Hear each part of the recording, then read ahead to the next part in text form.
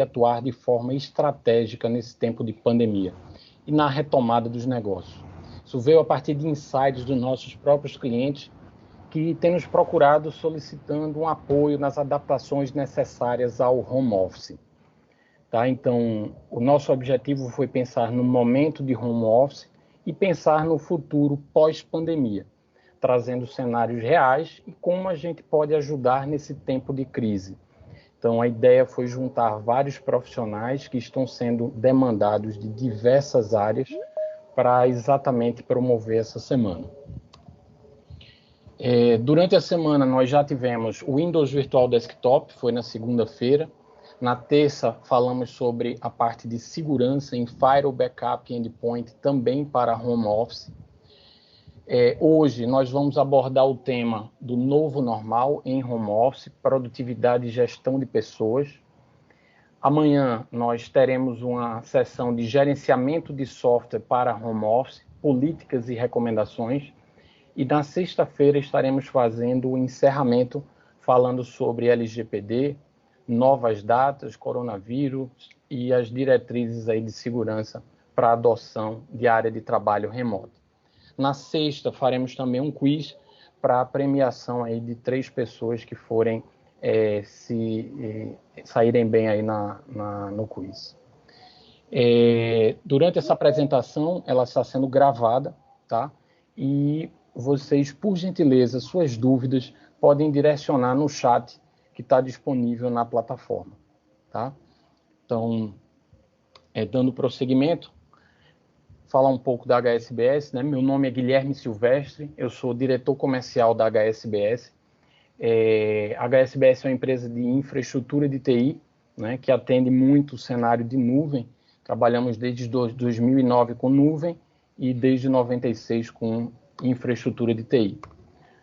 Nosso maior objetivo é melhorar a maneira com que as pessoas trabalham, né, com o uso de recursos de tecnologia, recursos de nuvem, com alta produtividade, exponenciais e de robusta segurança. Algumas de nossas competências, a gente foi eleito pela Microsoft como o melhor parceiro do Brasil. Tá? Hoje temos 6 competências Gold e mais de 20 profissionais certificados com mais de 100 certificações Microsoft. Primeiro parceiro do Brasil certificado em Office 365. Na época era o BPOS. Não sei se vocês lembram, mas é uma estrutura bem antiga da Microsoft. Expertise em Cloud Computing com mais de 5 milhões de usuários Office 365 na nossa plataforma. E junto com a Nagem, a gente tem mais de 25 anos em tecnologia e agora juntos em Cloud. A Nagem, a HSBS é uma empresa do grupo Nagem, tá? Algumas de nossas certificações, então temos várias Microsoft, né? Como vocês podem observar. Temos certificações também em várias outras plataformas, como Nutanix, VMware, Sophos, SonicWall, Linux, MikroTik, Bitdefender, Vim. Tem várias outras que não cheguei a colocar nessa apresentação, mas o grande objetivo da gente sempre foi entregar para os clientes as melhores soluções. Então, se temos clientes que precisam de antivírus, de soluções de virtualização, então a gente procura atender exatamente esse. E hoje a gente vai falar exatamente sobre esse novo normal, produtividade e gestão de pessoas. O nosso palestrante convidado é o Thiago Lima, ele faz parte da estrutura de Cloud Solution da HSBS e tem aí várias competências e certificações em Microsoft 365, em Office 365, em Power Platform, em Microsoft Certified System Administrator e todas a sopa de letrinhas aí da Microsoft. Tiagão, manda bala, assume agora aí a tua praia.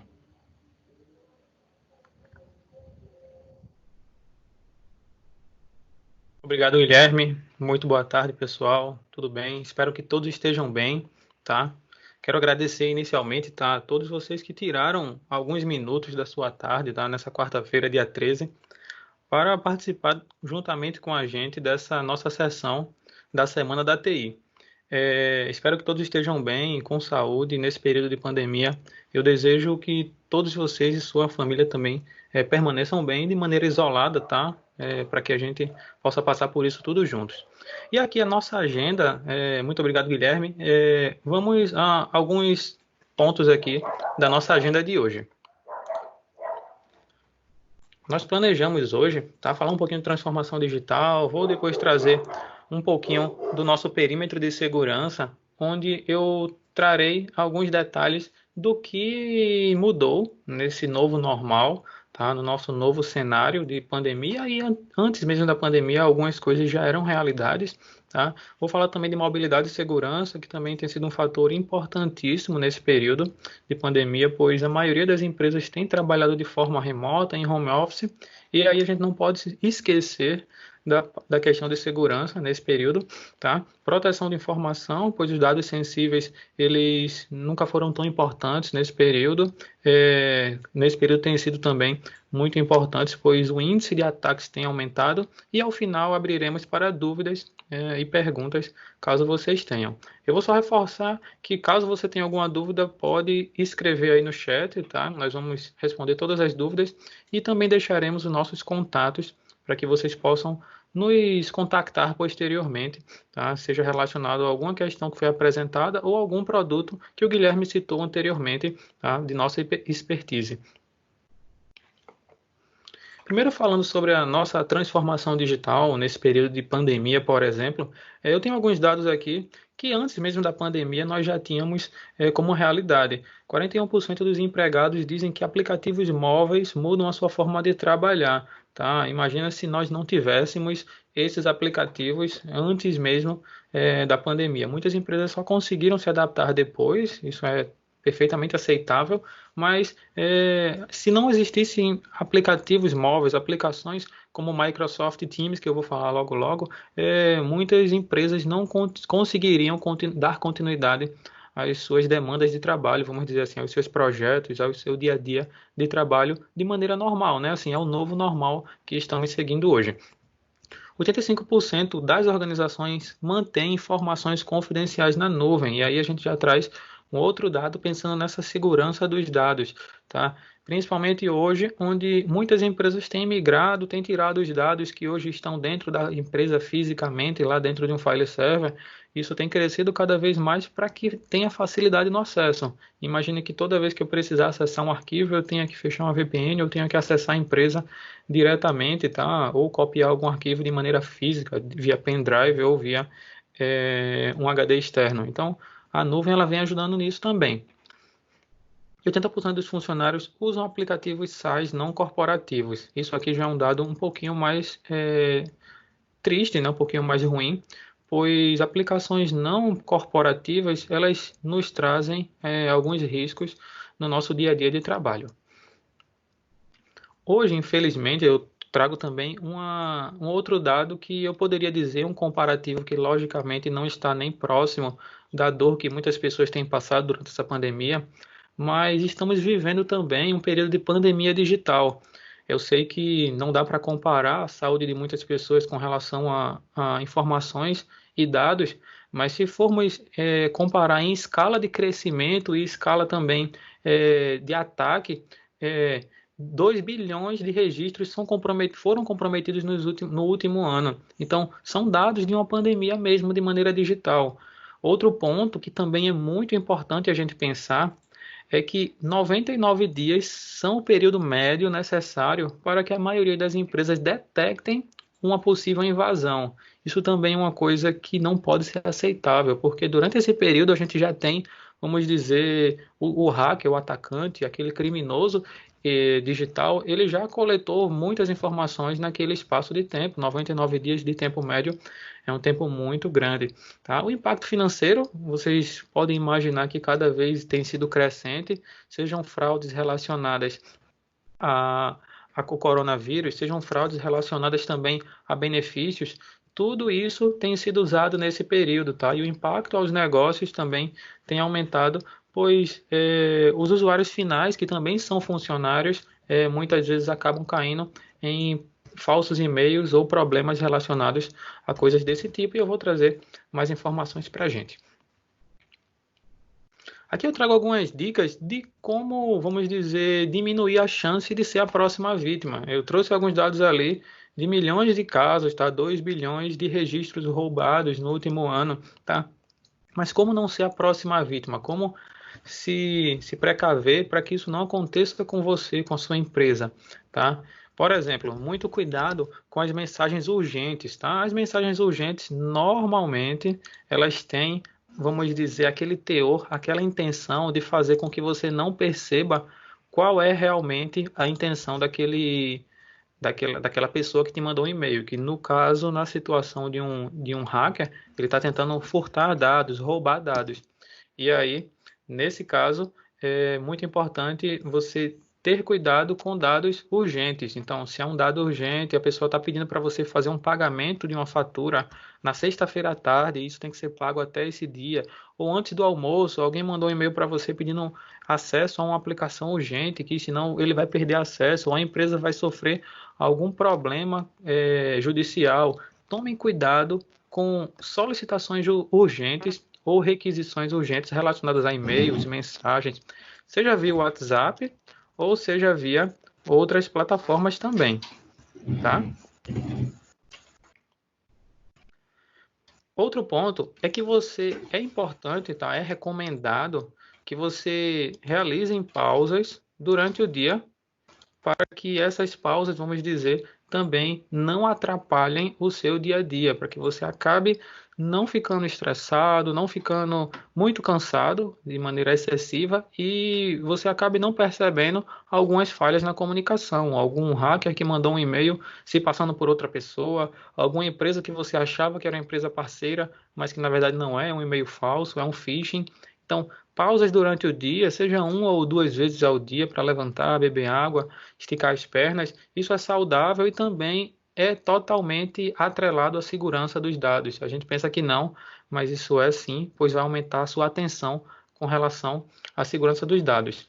Não usar contas pessoais, isso realmente é uma coisa que muita gente sabe, mas acaba fazendo, principalmente quando não estamos usando, vamos dizer, a conta corporativa. Eu estou lá trabalhando, a minha conta corporativa parou por algum motivo qualquer, e aí acabo usando a conta pessoal para poder mandar aquele e-mail que é realmente urgente. Voltando lá para aquelas solicitações urgentes, não usem contas pessoais, pessoal, não é recomendado, tá? Usar sempre MFA sempre que for possível. O MFA é o múltiplo fator de autenticação. Para quem não conhece, ele nos garante, né? Ele nos consegue fazer uma dupla checagem no momento do login. Então, os bancos já fazem isso há muitos anos, tá? Quando a gente vai lá no caixa eletrônico, a gente vai no banco, coloca a senha e muitas vezes tem que colocar também um outro código, um código adicional ou a digital, muitas vezes, tá? Isso é uma dupla checagem para verificar se é você mesmo que está acessando. Então, as ferramentas hoje em dia, tá? A maioria delas suporta, as ferramentas que trabalhamos suportam o MFA, então sempre use o MFA. Não dê bobeira com relação a não ter essa dupla checagem, pois se um hacker comprometer a sua senha, ele tem acesso a tudo que você tem, como se fosse você. Ok? Cuidado com o poder de admin, isso aqui eu gosto de recomendar muito aos administradores, pois acaba que o pessoal, por ser administrador, usa tudo como se fosse um administrador. A máquina dele já tem um administrador lá local, o e-mail dele também é uma conta de administração. Então, muito cuidado, pois quando a gente usa a nossa conta de trabalho como administrador, isso acaba nos deixando mais vulnerável, porque essa mesma conta, caso seja exposta, caso seja vazada, não é apenas você que vai estar em risco, também todo o grupo, toda empresa que você administra também estará em risco, juntamente com o seu admin, tá? Deixe a câmera sempre coberta, então a recomendação nesse período de trabalho em home office, tá? Tomar cuidado com relação à sua privacidade, seja por questão de uma invasão, ou seja, em uma questão também de você ter, vamos dizer, se esquecido, acabou esquecendo e deixou a câmera aberta. É muito importante cobrir a câmera quando não estiver mais utilizando. E por último, isso aqui é uma dica que muitos de vocês conhecem e isso vai ser explorado mais no próximo evento que acontecerá amanhã, é sobre as atualizações. Muita gente sabe que tem que atualizar os sistemas operacionais, seja o Windows, seja o Mac, seja os aplicativos como o pacote Office, mas acaba, vamos dizer, ficando de maneira acomodada sem fazer esse tipo de atualização, pois sabemos que realmente é chato. Mas isso está altamente atrelado à nossa segurança, principalmente nesse período de pandemia, pessoal. Não dá para esquecer ou deixar de lado essa questão de atualizações, tá? Muito também é muito importante isso tem que estar atrelado à legalidade, vamos dizer, do software, né? Então, o software original, ele com certeza ele tem, vamos dizer, a garantia de atualizações. Um software que já não tem mais essa garantia pode ser um software muito antigo, ultrapassado e, consequentemente, não seguro. Eu tenho aqui um exemplo de um diagrama, né, onde nós temos a TI clássica versus a TI moderna, que muitos de vocês conhecem, tá? Há anos atrás, nós tínhamos usuários usando um único dispositivo, nós tínhamos também usuários que tinham, vamos dizer, apenas o dispositivo da empresa, que acessavam aplicativos legados, tá? E tinham aplicações que usavam, vamos dizer, ações manuais ou de maneiras reativas. Tá? Hoje em dia, há alguns anos atrás, isso não é novidade, nós temos convergido e evoluído para um ambiente com múltiplos dispositivos, onde o usuário muitas vezes usa o dispositivo pessoal dele e o dispositivo da empresa para trabalhar, tá? Arquivos que estão na nuvem, arquivos que estão em vários locais simultaneamente, com acesso facilitado e com processos automatizados de forma proativa. Isso tem sido uma realidade da nossa TI moderna, tá? Mas essa TI moderna, ela precisa ter alguns cuidados, principalmente porque há anos atrás nós tínhamos um perímetro de segurança que era apenas o perímetro local. Eu costumo dizer que não que isso aqui era mais fácil, mas que nós tínhamos uma preocupação, vamos dizer, mais pontual, com relação a saber exatamente onde estavam os meus usuários, onde estavam os meus dispositivos, onde estavam as minhas aplicações e onde estavam os meus dados, tá? Pois o perímetro de segurança era altamente, vamos dizer, palpável no quesito de identificação. Porém, isso mudou, não há pouco tempo, já tem alguns anos que cada vez mais as aplicações de nuvem têm evoluído e a gente tem conectado cada vez mais os nossos usuários, os nossos arquivos a várias aplicações, a vários repositórios de nuvem e a gente precisa continuar se preocupando com esses dados, tá? Com essa mudança, é muito importante a gente procurar vamos dizer, um equilíbrio entre a segurança e a produtividade, porque o ambiente moderno ele nos traz mais facilidades. Vide o nosso status atual, que é o de trabalho remoto, a gente consegue acessar os arquivos de qualquer lugar. Mas e a segurança, onde é que fica? Tá? A gente tem que procurar, vamos dizer, primordial, procurar o equilíbrio entre a produtividade e a segurança, que tem que estar lado a lado e uma ferramenta que eu vou mostrar para vocês. Acredito que a maioria de vocês conhecem, mas já já eu falo mais sobre as ferramentas que a HSBS trabalha, tá? E com certeza, caso você tenha qualquer dúvida, pode nos procurar, deixa o contato aí, deixa o seu e-mail, caso você queira entrar em contato com a gente, nós iremos, vamos dizer, lhe apoiar em suas necessidades. Falando um pouquinho do segmento do mercado de segurança, tá? O mercado de segurança ele é muito segmentado. Isso acaba trazendo confusão, tá? Para muitos usuários, para muitos gestores, sejam gestores de TI ou não, pois acabamos tendo tantas aplicações, tantas, vamos dizer, vertentes de segurança dentro da TI, que fica difícil, vamos dizer, identificar para que serve cada um, o que é mais importante, por onde começar, tá? E aí a gente da HSBS, nós temos, vamos dizer, como fazer com vocês uma jornada para esse caminho, tá? Um ponto que é importante a gente pensar é que a complexibilidade, muita gente pensa que a complexibilidade no acesso ou complexibilidade na tecnologia, ela acaba aumentando a segurança, tá? Realmente ela aumenta, tá? E eu vou trazer uma analogia para vocês com relação a essa, vamos dizer, essa complexibilidade. Vamos dizer que você tem uma missão todo dia, que é abrir um portão que tem 7 cadeados, tá? Todo dia, no seu dia a dia de trabalho, você abre um portão que tem 7 cadeados para você abrir. Ok? Então, todo dia, isso vai deixar o seu ambiente mais seguro, com certeza. Eu acredito que é unânime essa ideia, onde todos imaginam que um portão que tem 7 cadeados lá, todo protegido, cadeado de tudo que é tamanho, vai aumentar a proteção daquele ambiente, daquele estabelecimento, tá? Mas quando essa proteção em excesso acaba deixando tão complexo que os seus funcionários ou as pessoas que operam o dia a dia desse portão acabam não usando todos os 7. Eu tenho certeza, e isso é dado estatístico que a gente traz e já conhece, que vai chegar um momento onde alguns usuários eles não vão usar mais esses 7 cadeados, eles vão usar apenas 2, eles vão usar apenas 3. Vai chegar um momento que vai ter usuário apenas usando um cadeado para aquele portão que, vamos dizer, que poderiam ser usados 7, colocando uma camada adicional de proteção. E aí, vamos dizer que a complexibilidade, eu quero deixar para vocês, que ela atrapalha a segurança de forma inteligente. Porque na ponta a gente tem pessoas que não querem que o seu trabalho seja, vamos dizer, atrapalhado pela segurança excessiva, tá?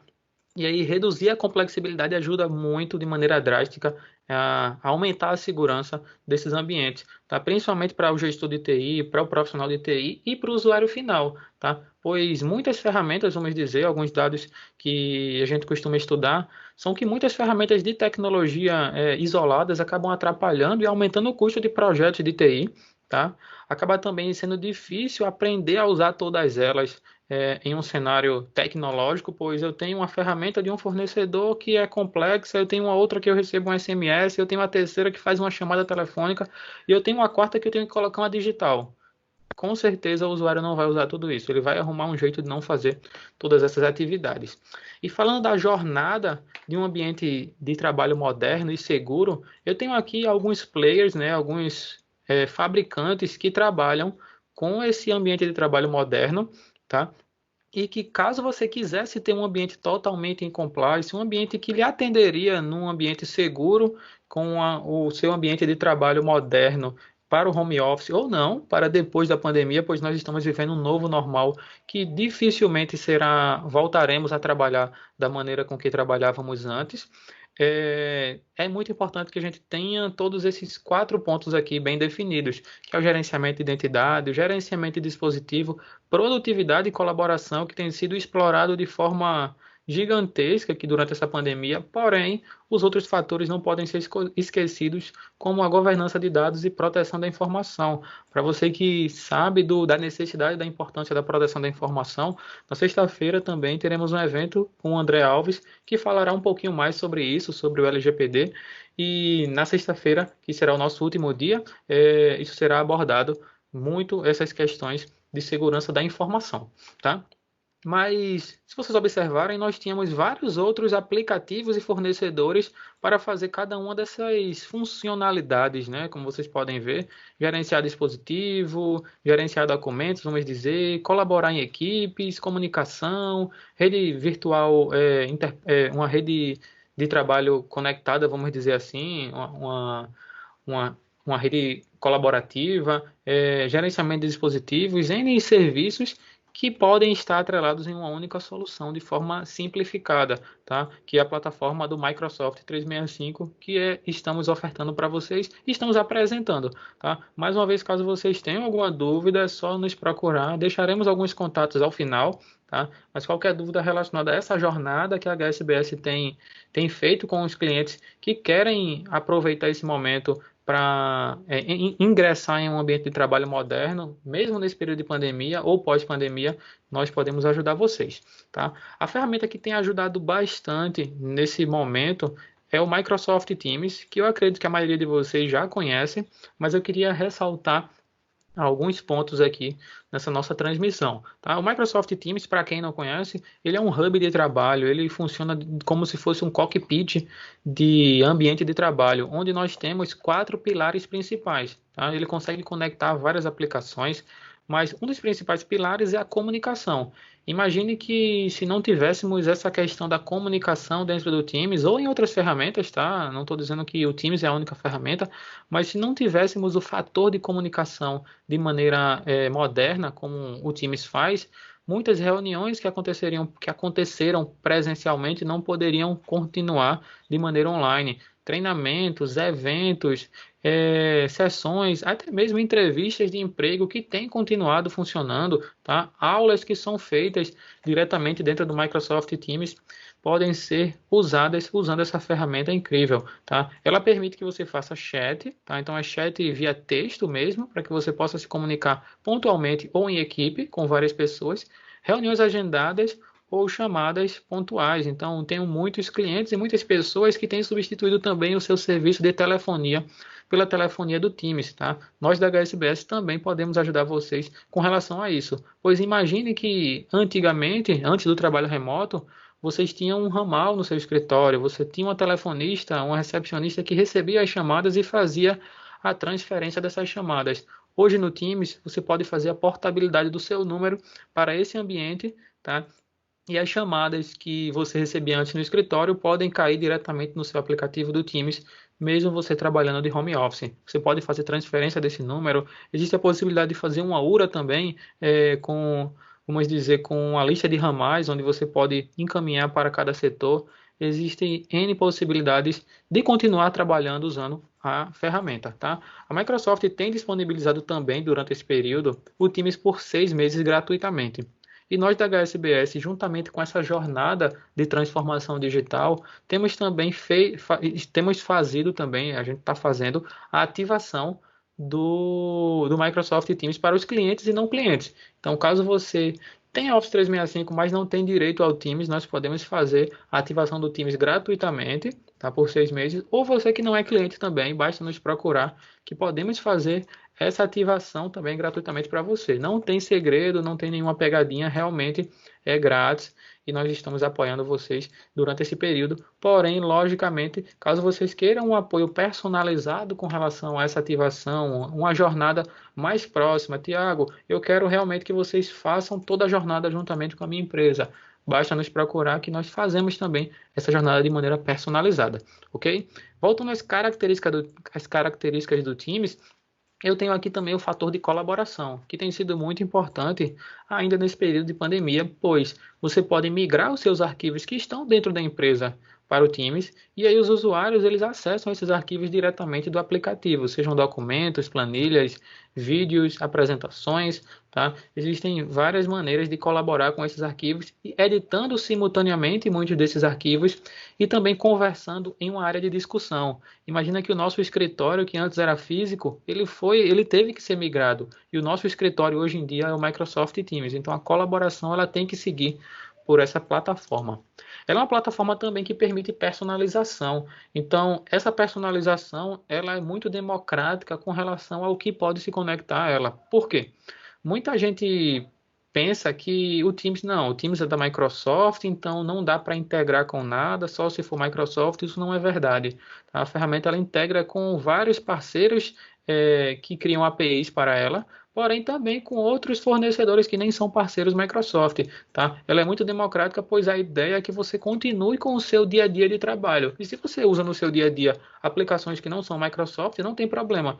Elas podem ser integradas aqui, seja uma aplicação de inspeção, seja um aplicativo de formulário, seja um aplicativo do que for. Ele pode ser integrado aqui ao Teams. Caso não seja feito nativamente, a gente pode desenvolver isso para você, tá? Pois também temos a expertise de desenvolvimento de aplicativos para a plataforma do Microsoft 365. Então, nos procura também caso você queira algum aplicativo personalizado para a sua organização, seja ele para o Teams ou seja ele para o Office 365 em si. E por último, a nossa característica de trabalho com confiança. Eu não posso esquecer que todas essas facilidades elas têm que caminhar em equilíbrio com um trabalho em confiança, com um ambiente seguro, em conformidade, tá? Pois senão eu posso estar jogando para o alto tudo isso que eu criei, toda essa minha facilidade pode acabar me trazendo muito mais prejuízo do que ter ficado parado no tempo, vamos dizer assim. Uma outra informação que eu gosto de trazer sobre o Teams é sobre as plataformas. Tiago, é Microsoft, então só dá para usar no Windows? Não, você pode usar no Mac, no Linux, no Windows também. O aplicativo é nativo para esses 3 sistemas operacionais. É possível também instalar em seu smartphone com iOS ou Android ou em qualquer navegador, desde que esteja atualizado. Você pode acessar o Microsoft Teams, seja para fazer reuniões, seja para gravar reuniões, gravar treinamentos, participar de um fórum de discussão, usar chat, fazer o que você necessita no seu dia a dia de trabalho. Ok, pessoal? Dúvidas é só escrever aí no chat, tá? Vamos responder ao final. Mas o Teams ele traz a nossa característica, ele nos retoma o nosso tema, vamos dizer, que eu trouxe para vocês no começo, sobre a mobilidade e segurança que tem que caminhar lado a lado. Eu não posso esquecer disso. E por isso eu trago aqui 3 fatores importantíssimos para a mobilidade e segurança de um ambiente de trabalho moderno, de um ambiente de trabalho em home office. O primeiro deles é a porta de entrada, a proteção, vamos dizer, ao logar, ao entrar com o seu usuário.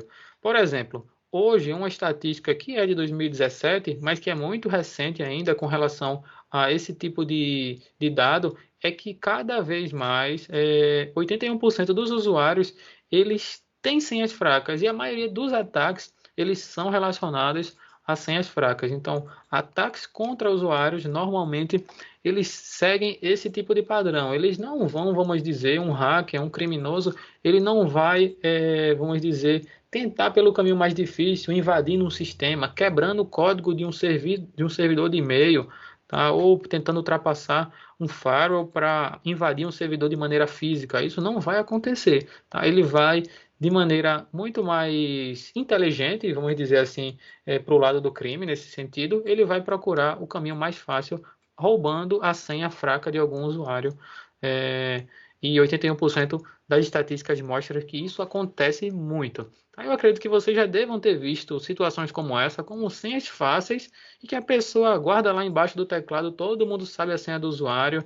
Nesse caso aqui, a pessoa tinha a senha password 1, depois mudou para password 2, depois password 3, depois 3 password. Então, assim, esse tipo de senha não pode ser usado, principalmente no home office agora, porque isso é, vamos dizer, um exemplo do problema que nós temos com relação à segurança dos usuários.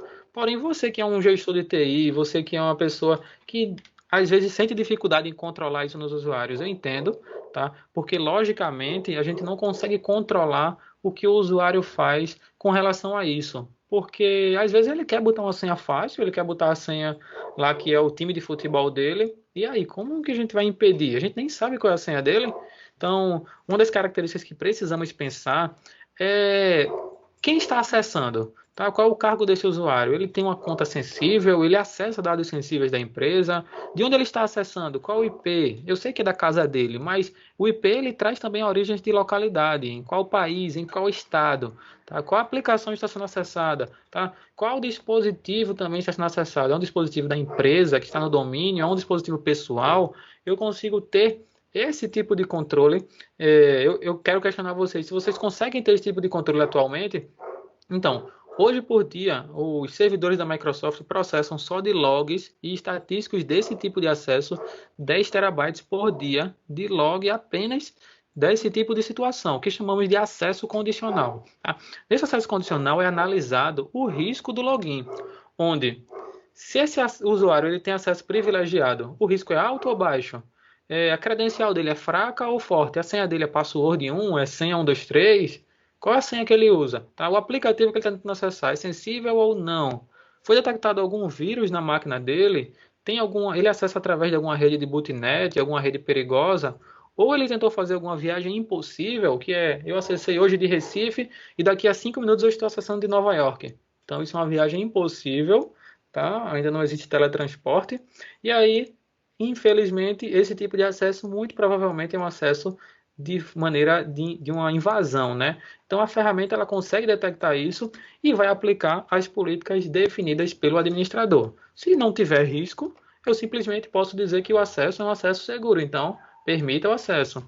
Se tiver um risco médio ou moderado, então solicite o MFA, que é uma dupla checagem. Opa, eu sei que é você, mas informa aí o token que você recebeu no seu smartphone, ou então clica lá no aplicativo e aprova a sua entrada, ou então me diz o código que você recebeu por SMS. Se o risco for alto, então a gente já pode bloquear ou redefinir a senha desse usuário, ou se o risco também for controlado, a gente consegue dar acesso limitado. Então, opa, eu quero dizer o seguinte, se ele está no risco alto, mas ele forneceu MFA, mesmo assim eu ainda acho que ele está no local arriscado.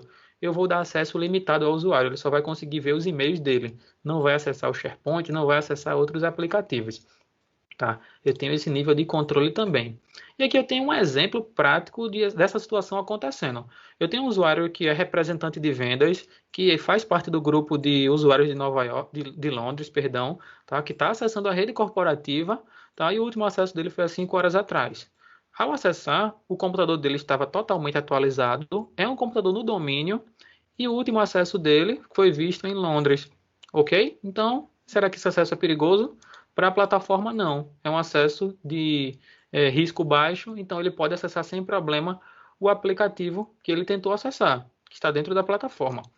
Caso um usuário que é de outro grupo, que já é vice-presidente de marketing, tá, tentasse acessar esse mesmo aplicativo ou um outro aplicativo, no caso ele já vai ter um alerta aqui sobre ser um usuário executivo, é um usuário de um grupo sensível, tá? Também que é MOVA, ele é um usuário mobile, ele também usa as configurações de proxy corporativa e acessou também de Londres. Veja que a máquina dele é uma máquina segura e gerenciada, porém, por ser um usuário sensível, tá? É um diretor, é um gerente, é o vice-presidente aqui nesse caso, ele vai acessar dados confidenciais, então vamos aumentar o nível de segurança dele para médio mesmo, mas mesmo assim, para baixo, perdão, mas mesmo assim peça o MFA, pois nessa condição eu acho importante, o administrador acha importante que isso aconteça. Na última situação, eu tenho aquele mesmo usuário que é representante de vendas, que vocês vão dizer o que é que aconteceu com ele. Mas ele é o representante de vendas, tá? E aí é um gerente de representante de vendas, e aí ele agora ele acessou, ele tem a mesma característica, mas agora ele acessou de uma máquina com saúde desconhecida, acessando via browser, tá? Com configurações anônimas de um computador da Ásia, tá? Ele é de Londres, mas acessou da Ásia nas últimas 5 horas. Não caracterizaria uma viagem impossível, dependendo da localização, mas, mesmo assim, a gente acha que é um acesso, a própria ferramenta detectou como um acesso não muito comum, até porque configuração anônima através de um browser, então é alto risco, bloqueia o usuário e redefine a senha dele. Tá? Isso pode ser feito de forma nativa na ferramenta para que vocês não tenham esse tipo de preocupação com relação à segurança. Já quando falamos de administrador, eu falei no começo que a gente não pode esquecer dos administradores, tá? Porém, é muito importante segmentar uma conta de administrador e uma conta de usuário final, tá? Eu, Thiago, eu posso ter minha conta de admin, mas é importante que eu tenha a minha conta de usuário, pois eu tenho os dois papéis dentro da empresa. E isso pode ser realizado, vamos dizer, de forma através da aplicação. Existe um aplicativo dentro da plataforma que nos permite que um usuário comum, no caso eu como usuário comum, tenha o meu dia a dia normal, sem privilégio qualquer, e em situações em que eu precise administrar a ferramenta, eu vou lá e simplesmente solicito através de um ticket para virar administrador global.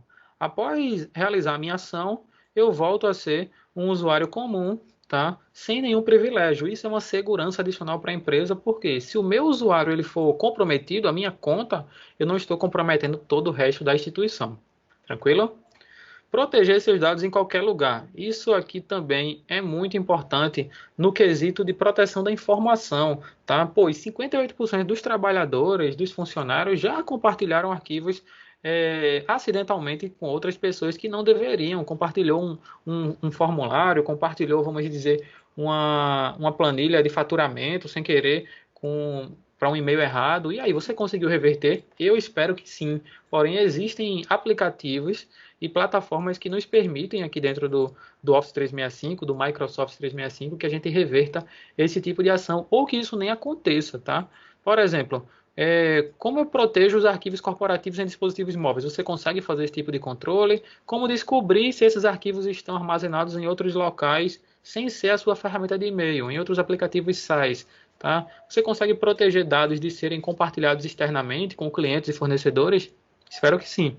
Tá? Porém, a plataforma ela tem isso de forma nativa para vocês e podemos ajudar caso você precise de ações como essa.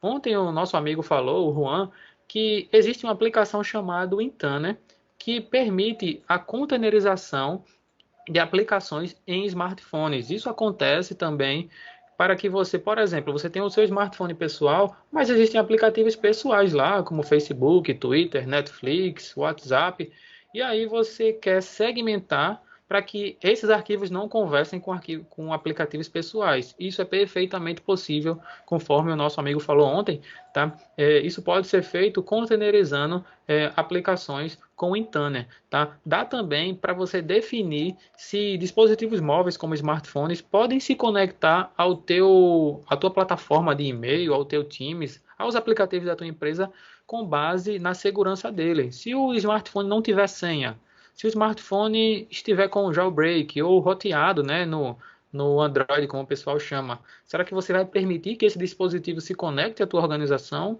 Eu não permitiria. Então, essa é algumas das ações que podem ser controladas diretamente pelo Intune, que é um aplicativo de MDM para o Office 365 e aplicações atreladas a ele. Tá? Eu tenho um exemplo aqui, uma demonstração do dispositivo não gerenciado. Eu tenho um tablet, onde, por exemplo, eu recebo aqui no meu e-mail, tá? Só mostrando para vocês que esse tablet ele não gerenciado, ele é um tablet que é pessoal mesmo, tá? Ele não é um tablet que esteja no domínio, eu não tenho nenhum controle sobre ele, tá? É um tablet pessoal do usuário. E aí, ele vai lá no OneDrive e eu tenho um arquivo lá com informações financeiras da empresa, número de cartão de crédito, entre outras coisas, tá? O usuário, por ter acesso ao OneDrive, vamos dizer que ele consiga acessar de casa sem problema esses dados. Ok, eu não vejo problema dele conseguir acessar, mas o que ele vai fazer em si é importante. Então, ele vai clicar aqui para editar esse documento e vai tentar, vamos dizer, copiar esse arquivo para o tablet dele, salvar localmente no tablet dele. Ao tentar fazer isso, o tablet já vai dizer, o aplicativo já dirá que o administrador não permite salvamento local. Então, caso ele tente compartilhar isso via WhatsApp ou mandar para um outro local fora da organização, ele não vai conseguir. E também, se ele quiser, vamos dizer, copiar o conteúdo, vamos dizer, dando um selecionar tudo aqui e copiar o conteúdo para o tablet dele, o conteúdo em texto mesmo, ele também não conseguiria. Eu vou abrir as notas aqui e tentar colar esse conteúdo que ele copiou do documento. Ele também diz que a organização não permite que isso seja colado aqui, pois eu tenho um controle e, como eu falei, eu determino containers para para os meus dispositivos móveis, eu não consigo fazer esse tipo de ação. Mesma coisa seria no e-mail. Então, vamos dizer que eu preciso enviar um e-mail protegido com informações confidenciais. Isso é uma coisa muito comum, tá? Que muitas empresas têm necessidade. Então, eu vou mandar um e-mail para a Megan, tá? Nesse exemplo, ele já dá um alerta dizendo que a Megan é de fora da organização, mas eu vou mandar aqui, mesmo assim, uma mensagem com um documento para ela. Vou anexar, escolho o documento, tá? Porém, esse documento tem dados sensíveis, vou anexar normalmente.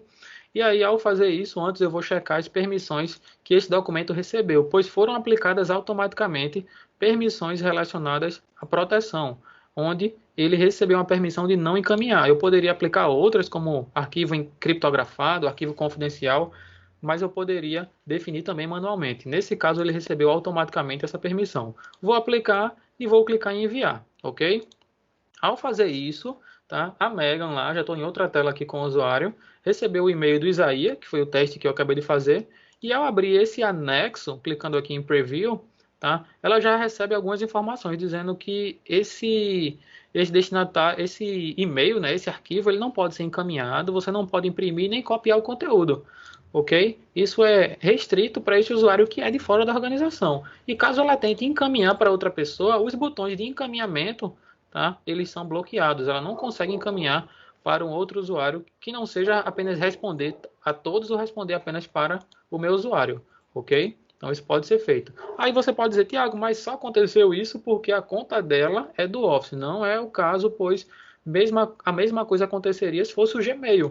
Então eu vou fazer o mesmo exemplo com o Isaías mandando um e-mail para a conta pessoal dele, o Gmail. Então, lembra que eu dei a dica no começo onde não devemos usar contas pessoais. Mas o Isaías, ele quer burlar, vamos dizer, esse tipo de ação, de não compartilhar com outras pessoas de fora. Ele vai tentar mandar para a conta pessoal dele, beleza? Vai escrever aqui um assunto, vai escolher o anexo lá novamente, anexar normalmente, e aí vai escrever um texto qualquer aqui também. Tá? O e-mail foi enviado, ele nem percebeu que o e-mail tem proteção, mas mesmo assim foi aplicado automaticamente, por conta da regra que o administrador definiu, e aí no Gmail dele ele vai tentar visualizar aquele arquivo. Clicando aqui no Gmail dele, ele recebe um e-mail totalmente protegido em um ambiente da própria Microsoft, mesmo sendo um Gmail. E aí ele vai ler a mensagem. Para isso ele vai ter que comprovar que é ele mesmo. O Google ele já tem APIs que comprovam isso, mas caso seja um outro tipo de e-mail, você receberá um token, um código para abrir essa mensagem criptografada. Tá? No Google isso já é mais fácil.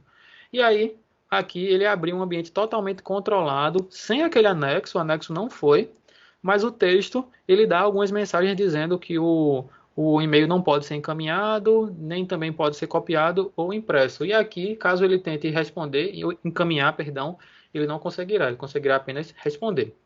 Ok, pessoal? Bem tranquilo, né? Um outro exemplo seria um caso de arquivos locais na máquina. Tiago, o arquivo já está no pendrive, o arquivo já está aqui no computador, na área de trabalho, é arquivo confidencial. E aí, como é o controle? Não tem problema. Nesse caso, eu tenho um usuário aqui que usa o Dropbox, tá? Se vocês conseguem ver aqui, ele usa o Dropbox e ele quer armazenar documentos lá no Dropbox. Ele vai abrir um documento confidencial aqui do terceiro quarto, é a estratégia da Contoso, tá? E aí, nessa estratégia, esse documento, vamos dizer assim, ele quer aplicar como confidencial. Nós temos aqui a possibilidade de fazer automaticamente ou clicando também no botãozinho de confidencial. Vou fazer isso agora para que este documento seja confidencial apenas para a empresa. Veja que ele aplicou um rótulo sobre o documento e isso também vai ser refletido para quem eu mandar esse documento, pois a proteção vai juntamente com o documento, pessoal. Seja no pendrive, no HD externo, seja copiado pelo Dropbox ou por qualquer local que seja. Vou clicar aqui em salvar o arquivo, em salvar como, tá? E aí, vamos abrir um novo documento, onde eu vou fazer um exemplo de um número de cartão de crédito. Eu defini que o número de cartão de crédito é uma informação confidencial para a empresa, e ao digitar e tentar salvar esse documento, veja o que ele vai fazer. Vou salvar como aqui, vou escolher um local, clico em salvar. Automaticamente ele já identificou que eram dados financeiros e aplicou uma proteção de dados financeiros para esse documento. Então, eu não posso tirar print da tela, eu não posso encaminhar para pessoas de fora da empresa, pois eu tenho um documento agora criptografado, pois é um documento corporativo. Tiago, e se acontecer um falso positivo? Pode acontecer? Pode, pois o sistema ele está suscetível a falhas, por exemplo. E aí, nesse caso, você pode reverter um rótulo que foi definido como cartão de crédito e você vai dizer, não, esse cartão de crédito é meu, não é da empresa. Eu vou marcar aqui como pessoal e preciso definir uma justificativa para que o rótulo seja removido e, consequentemente, também a nossa proteção seja removida do documento. Beleza? Vou clicar aqui em confirmar para que o documento volte a ser um documento comum novamente, sem proteção. Ok, pessoal? Estou sendo bem rápido, mas espero que vocês estejam entendendo, tá? Estamos já próximo ao final aqui. Mas não se esqueçam de fazer perguntas. Caso tenham dúvidas relacionadas a tudo que a gente falou aqui, seja ao time, seja também a parte de proteção, ou ao trabalho remoto, ou você quer também aproveitar esse momento do Teams gratuito, também nos procurem.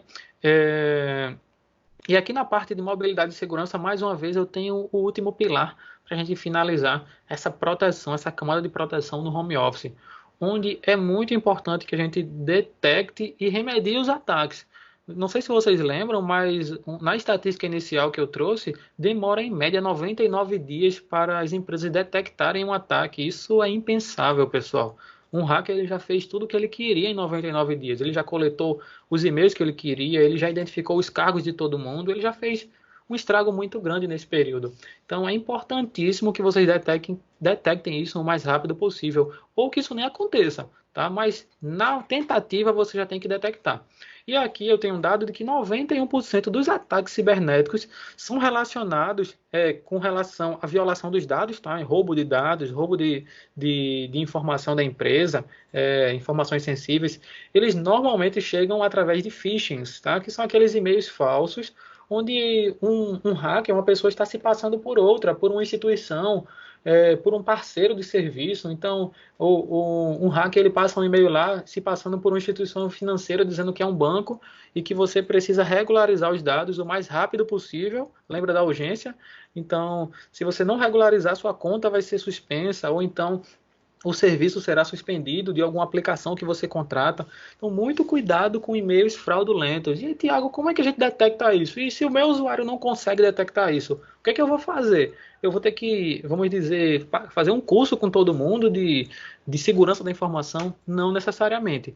Logicamente, a gente recomenda que toda empresa ela tenha noção do que é segurança da informação, do que é proteção das necessidades, tá? Dessas dicas que eu dei, a gente da HSBS também pode apoiar com relação a treinamentos, tá? Já fizemos vários treinamentos com relação a esse tipo de discurso de segurança da informação para os usuários finais ou também de produtividade. Nós temos essa característica também, essa skill que pode ajudar também vocês com relação a isso. Mas imagina que você recebe um e-mail lá fraudulento, um e-mail que tem um link malicioso ou um arquivo lá, uma planilha do Excel com uma macro lá que vai instalar alguma coisa em sua máquina, que vai automatizar algum processo e pode danificar o seu computador ou invadir e roubar algum dado seu, tá? Você consegue, vamos dizer, remediar esse tipo de ação e você consegue identificar quando isso acontece, tá? É importantíssimo que você consiga fazer isso, tá? Dentro da ferramenta, nós temos uma plataforma chamada ATP, tá? Que é uma segurança contra ameaça avançada, tá? Essa segurança, pessoal, eu sei que eu falei, às vezes quando a gente fala alguns nomes assim, ATP, acaba complicando um pouquinho a cabeça de vocês, peço até desculpa, mas essa plataforma, ela protege, tá? No momento da ameaça. Então, se um hacker criou um vírus agora, ele criou um script malicioso, injetou esse vírus dentro de uma planilha do Excel e mandou para o financeiro da sua empresa, tá? Esse vírus, eu garanto a vocês que a maioria dos antivírus não vai detectar. Por quê? A detecção de vírus ela é baseada em vacina, tá? E para uma vacina ser criada, primeiro acaba sendo necessária a identificação do vírus. Então, um vírus que foi criado hoje, que é aquele ataque zero day, um ataque que foi criado agora com o objetivo de atacar a sua empresa, ele não tem vacina. Tá? Não existe vacina para um vírus que foi criado exatamente para a sua empresa. Logicamente, depois dos primeiros ataques, os antivírus padrões, eles vão entender que aquilo é um vírus, vai catalogar e vai atualizar todo o parque de máquina, informando que aquele código, aquele executável, aquela planilha contém um vírus. Mas isso demora um tempo. Tá? Por isso a proteção avançada ela é importante, porque se um hacker tivesse uma empresa como um alvo, ele pode criar um script malicioso diretamente para você. E aí isso pode ser recebido por e-mail, você vai abrir aquela planilha por engano, ou clicar em um link malicioso por engano, que vai fazer com que o seu ambiente seja comprometido. Então a proteção avançada, no momento do ataque, vamos dizer que é um dos fatores importantíssimos que podem ser habilitados para o seu ambiente de e-mail, para o seu ambiente de mensageria. Então ele funciona também dentro do Teams, ele funciona também em hiperlinks dentro de documentos. Então, ó, Tiago, eu peguei um documento aqui que dentro tinha um hiperlink, um PDF. Quando você clicar nesse arquivo, tá, a plataforma consegue detectar para você de imediato se aquele link é malicioso ou não, pois o teste é feito em uma câmara de contenção, onde o link é levado para um ambiente de teste da Microsoft, ou o arquivo também é levado para uma área de teste da Microsoft para que ela seja aberta. Ele vai abrir o link lá e vai dizer, opa, esse link aqui não teve, esse arquivo não fez nenhum dano a uma máquina virtual aqui de teste, então realmente vamos disponibilizar esse arquivo agora para o usuário final, sem que ele tenha problemas de segurança. Ok, pessoal? Finalmente, vamos abrir para as dúvidas. Eu espero que não tenha sido muito cansativo para vocês. Foi muito conteúdo, eu entendo. Às vezes, esse período, essa semana tem sido muito corrida para muitos de vocês, tá? Mas, realmente, eu queria abrir esse momento para as dúvidas. Caso vocês tenham, já pode ir escrevendo aí no chat, tá certo? Tiago, tem 3 dúvidas aqui. Essa foi de Narciso. O Office 365 já tem por padrão como ativar o MFA sem licenças adicionais? Dúvida muito legal, tá, Guilherme? Então, o MFA, ele tem 2 categorias, tá? Existe um MFA com acesso condicional e existe um MFA padrão. Então, qualquer usuário do Office 365 pode ter direito ao MFA padrão e nós recomendamos fortemente isso, tá? Nós fazemos alguns projetos com relação à ativação do MFA, pois apesar de ser simples, a gente olha assim, não, realmente é simples, é só ativar, mas existem uma série de configurações que podem ser feitas para que isso não atrapalhe o usuário. Imagina que se esse MFA atrapalhar o usuário também vai tentar uma maneira de não usá-lo. E aí ou vai reclamar, vai trazer problemas para vocês. Então, nós temos já uma jornada também de ativação do MFA e podemos também ajudar vocês. Logicamente, não precisa para o MFA padrão, apenas respondendo a pergunta exatamente, para o MFA padrão não precisa de licença adicional, é só ter o Office 365, tá? Porém, caso você queira um MFA de uma maneira mais avançada, com condicionais, existe licenciamento adicional para ele sim, mas eu queria ressaltar a importância de fazer um projeto para o MFA. Tá? Ele aparentemente é simples, mas a gente tem que entender, vamos dizer, o comportamento e o impacto que ele causa nos usuários. Então a gente pode apoiar, caso vocês queiram também um cenário como esse de projeto de MFA, nós podemos ajudar vocês com a experiência que a gente já tem de longos anos, né? O Guilherme sabe disso e pode confirmar. Beleza. Eu tenho uma plataforma do Office 365 apenas e-mail. Como faço para inserir o Teams? O pacote gratuito é só para novos usuários ou posso ativar na minha plataforma? Legal, muito importante essa pergunta que já vai me trazer um gancho para um outro tema que eu quero falar. Se você só tem e-mail dentro do Office 365, tá? A gente pode fazer essa ativação do Teams gratuitamente, sim. Você tem direito a isso, tá? Porque você é um usuário que só tem o Teams, só tem e-mail, perdão. E aí você está elegível, sim, à ativação do Teams. Basta procurar a gente da HSBS. Eu vou deixar alguns contatos aqui na tela também, centralizando esse e-mail aqui, para que vocês possam mandar dúvidas relacionadas à ativação desse Teams. Mas na próxima semana, nós teremos também um bate-papo, na quarta-feira exatamente, com relação ao Teams. Então, falaremos um pouquinho desse trabalho remoto, sobre essa ativação da Microsoft, essa ativação que nós estamos fazendo. Mas caso você queira fazer ativação, é um cliente que só tem e-mail, você pode fazer a ativação sem problema nenhum, juntamente procurando a gente, tá certo? Vai ser muito bom para vocês usar o Teams, pois vai ajudar nesse período de pandemia, vamos dizer assim. Beleza. Gente, se quiserem fazer mais perguntas, por gentileza, posicionem no chat que fica aí na plataforma. Uma outra pergunta, Tiago. A atualização do Office instalado na máquina, eu acho que é o Office 365, eu preciso fazer ou ela é automática? A atualização do Office instalado na máquina, se eu preciso fazer... Eu preciso fazer a atualização do Office ou ela é automática? Ela faz automaticamente? Então, a atualização do Office, ela pode ser gerenciada por um administrador, tá? Isso é muito legal, porque acaba, vamos dizer, isentando o usuário final dessa responsabilidade. Acontece muito do usuário não querer atualizar porque ele tem medo, porque ele não sabe, tá? Mas o Office 365, caso você queira migrar para essa plataforma, eu sei que muita gente antigamente comprava o Office de caixinha, né? Aquele Office, vamos dizer, por volume, né? Aquela licença que era vitalícia. Mas no Office 365 a gente tem essa vantagem de ter atualizações sempre disponíveis. Então, se você, quando comprou o seu Office 365, o Office era o 2019, e agora você viu que foi lançado o Office 2021, o Office 2022, o Office vai lhe dar direito a essa atualização pela assinatura. E isso pode ser feito, essas atualizações podem ser feitas de maneira mensal, semestral ou anual, tá? Esse ciclo de atualização é definido pelo administrador, tá? E a gente pode ajudar vocês com relação ou a adquirir o Office 365 instalado, ou também na questão de configurações relacionadas a esse ciclo de atualização, que é muito importante no home office e também nas questões de segurança da plataforma. Beleza. Tiago, chegou mais um aqui. É do Arthur. Na empresa temos o Office 365 e uma conta de 1 TB por usuário no OneDrive. Eu faço a configuração para salvar o que está na área de trabalho, documentos e downloads nesta conta. Me facilita o backup e a restauração. é uma boa prática de mercado? Legal. Então, você faz já a configuração para salvar a área de trabalho, né, os documentos.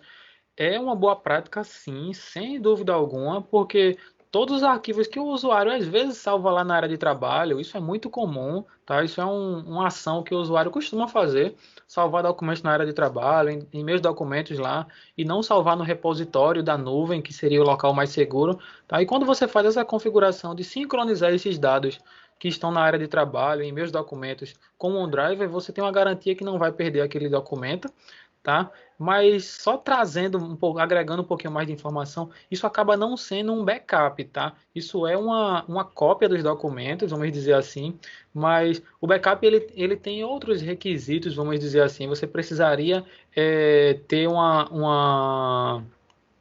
alguns outros requisitos para caracterizar aquilo como um backup. Por exemplo, o usuário ele pode também, de maneira acidental, deletar todos esses dados. E aí, lá na lixeira também, deletar. Você consegue restaurar isso. Então, nós da HSBS também temos a especialização, a expertise de te apoiar em cenários de backup de nuvem. Tá? O arquivo, por estar na nuvem, não significa que você está fazendo backup dele. Tá? É importante a gente só separar, vamos dizer, o conceito de backup e de cópia. Uma cópia é legal, é muito bom. Se o notebook desse usuário quebrar, queimar, precisar formatar, você tem uma cópia lá dos dados que ele estava trabalhando. Mas isso não é um backup, vamos dizer assim. Isso é apenas uma cópia. Um backup você tem uma granularidade diferente. Assim, não é o momento para a gente falar disso, mas é realmente um cenário diferente e podemos conversar posteriormente sobre isso. Beleza. Uma outra pergunta do Leandro. Mas o Office 365 já vem, por padrão, as atualizações automáticas? Sim, o Office 365 ele vem por padrão com as atualizações automáticas, porém um problema é que ele pode estar configurado para atualizações anuais ou semestrais. Então, assim, é importante checar esse tipo de controle de atualizações, pois um ano de atualização, se você atualizar uma vez por ano, é realmente uma janela muito grande, principalmente se pensarmos em segurança. Tá? Mas ele vem com o período máximo de atualização automática para um ano. Então, você pode checar isso, se está um ano, 6 meses, trimestral ou mensal. Ok, pessoal? Beleza. Tiago, a gente já passou aí um pouquinho do horário. Gente, queria agradecer a todos pela participação no evento.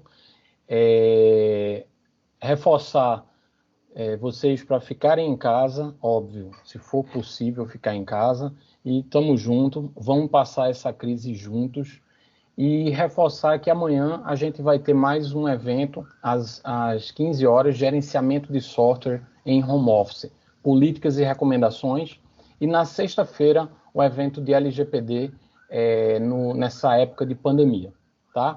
Então, muito obrigado mais uma vez, Tiago.